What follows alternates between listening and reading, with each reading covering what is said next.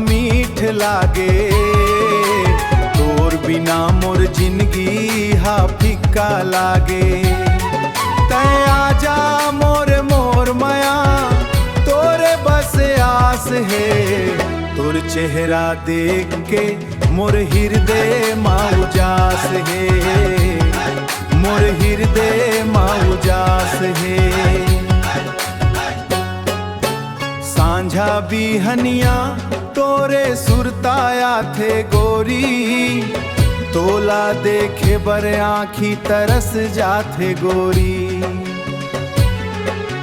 खेत खार नदिया तीर जाथों मैं जब भी, सब डहर तोर ही मूरत नजर आथे गोरी। मोर दिल के धड़कन माँ तोर च सांझ है,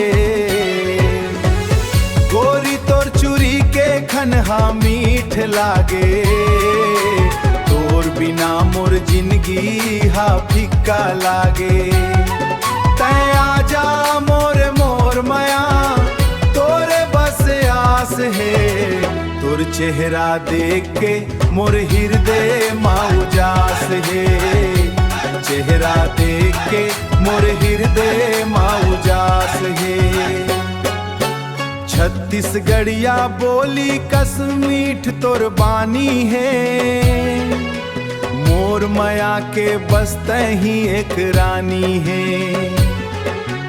आजा संगी दोनों जन एक जोरा बनाबो, हंसी खुशी माया के ये रद्दाला न पाबो।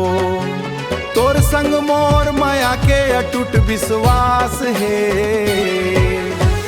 गोरी तोर चूरी के खनहा मीठ लागे। तोर बिना मोर जिंदगी हा फिक्का लागे।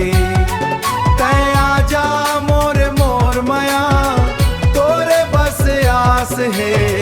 तोर चेहरा देख के मोर हृदय माँ उजास है, चेहरा देख के मोर हृदय माँ उजास है। तोर बिना मोर जिंदगी हा फिक्का लागे।